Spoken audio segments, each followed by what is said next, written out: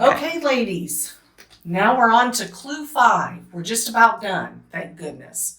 Okay, the next step, we have sewn all of our rows together with our 12.5-inch strips in between them. We've sewn all of our rows together across.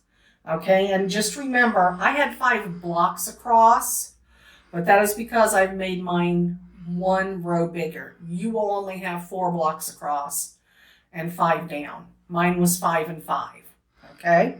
So the next thing we have to do is we have to join our rows together, all right? So in order to do that, what we're going to do is take our 12.5-inch squares and the leftover of our little 2.5-inch print strips, print squares, and make a strip to go between the rows of the quilts with cornerstones.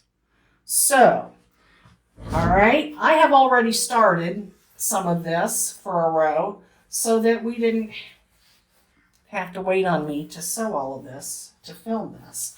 So what I have done is I have taken my 2.5-inch square, 12.5-inch piece of my background fabric that we had previously cut, another 2.5, another 12, another 2.5, another 12, another 2.5 cornerstone, another 12, another 2.5, and now to finish, I need to put on, because I have 5 across. I have 1, 2, 3, 4, 5 blocks across. We're going to have a cornerstone that starts, that matches up with that first square that you put on. So I am going to have 1, 2, 3, 4, 5, 6. I will have 6 across, 6 cornerstones across. You will have 5. So it'll make it a little bit easier. But this is as simple as it gets here. I'm going to take that last one. I am going to try to get it lined up. Probably what I'll do, because I can't see what I'm doing that way. I got it where I want it. Set that one down.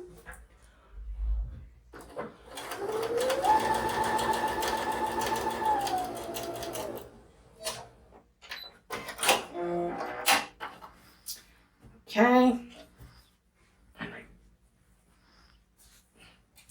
All right.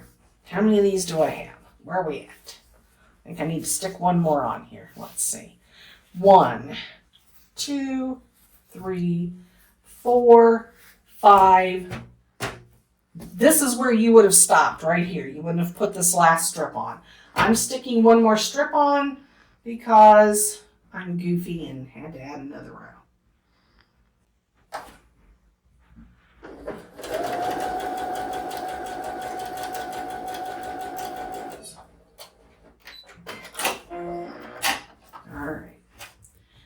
Here's the last one. Now, what I'm going to do, if I get to the end of this, what I need to do is I need to go press this. I don't want to sew this to my blocks that are pressed without pressing this, because then nothing's going to line up. I'm not sure it's going to line up even if I press it, but we'll see. So I'm going to the ironing board. Okay, ladies, all of this is now been pressed, and I need to line it up with my blocks. I'm trying to make sure I've got the right, what's top? This was top. Yeah. I'm trying to remember the first one. Mark your rows, yeah. I did. One of the pins that was in here that we took down when we took it off the wall was to mark what was the top. Okay. So I will stick that back in there because that's just, I don't remember things well. So, all right. So, when we do this, this is my first row. There is a row with the cornerstones that go on the very top of your blocks. And then in between each row, and then one row with cornerstones on the bottom. Okay? Now, the $50,000 question is, How I would do this would not be at the sewing machine, and I'll tell you why. Because I'm a little anal about this, and I have to make sure that my seam here is going to match my seam here. Okay?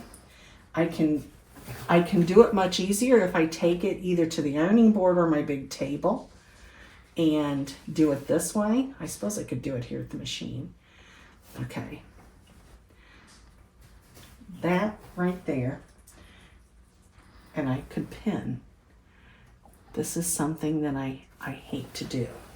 That's probably why I never was a garment sewer. Because I don't like to pin. I don't want to baste. I just want to sit down. Now see, I'm short here, but it will at some point in the binding or my inner whatever, it will all come out in the wash and you won't notice it. Maybe that's another reason why I quilt. You can hide lots of mistakes in a seam. Okay. Let's see what we get here. All right. That's way too high. Let's come down a bit. I'm just trying to roll my seam like I did before with those other blocks, and roll my seam so that the cornerstones fall where they're supposed to. Now,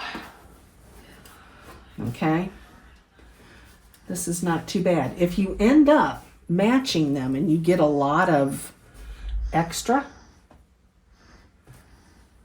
in your fabric on one side or the other when you're matching the cornerstones up, if you've got bulk, if I had a lot of flop here and it wasn't going to be flat and I was going to have pucker, what I would do with this is I'd turn it over and I would sew with the excess fabric down, because the feed dogs will help ease it in so that you won't have a pleat basically in the front of your quilt.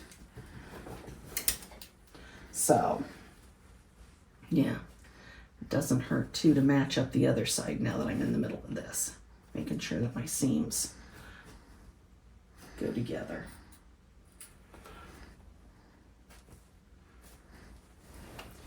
Okay, we'll just keep going all the way across this baby. You want to pause it for a while I'm fiddling with this? Okay, we'll be back. Okay, ladies, she's almost at the end of her row. The only thing is I think I hit some points coming across this, though. Ruh-roh. Yeah. We'll find out. Yeah, and if I did, I'll decide whether or not I can deal with it or if it's going to have to come out. Well, you definitely have seams there that you cross. Well, yeah. So, Here we go. If I can roll it down here, let's see what we got. Okay. Okay, those two are all right. See, I'm fairly close there. That one's a little short. Okay, that one it's not too bad. Just nipped the tip there. I can live with that one. Okay, I don't know why it's just not quite as wide, but it is what it is. Oh, well, that's interesting. I think I need to fix that.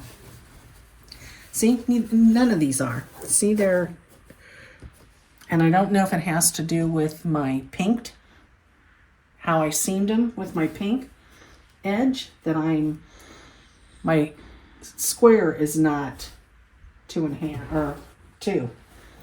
So this one needs to move this way a little bit. So I will be taking a little bit of this out because it doesn't suit me. Although I did do all right the points. The points aren't bothering me. This one I'll start about here probably and tear it out and move it down a bit because the print is wider than the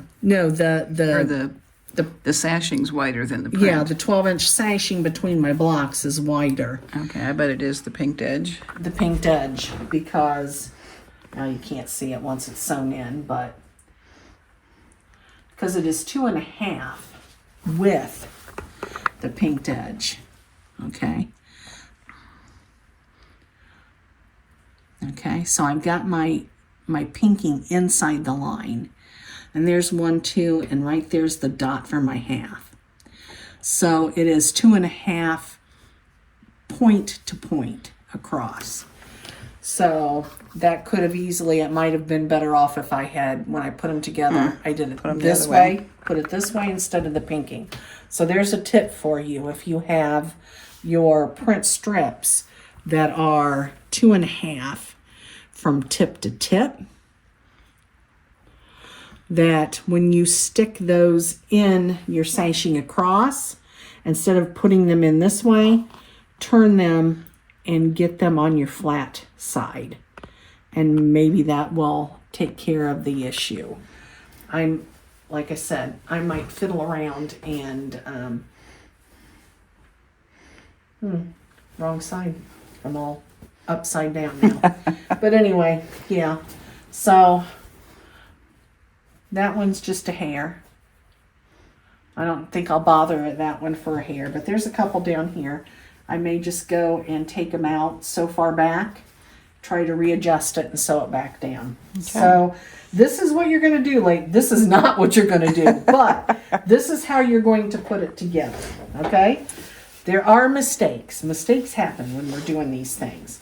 This is the first time, honestly, I've ever done cornerstones in a quilt. Me too. I've never done cornerstones. So this is a learning thing for me too. So I have learned that when I do my next strip and I put these together, because of the way my fabric is here, I will not go like this.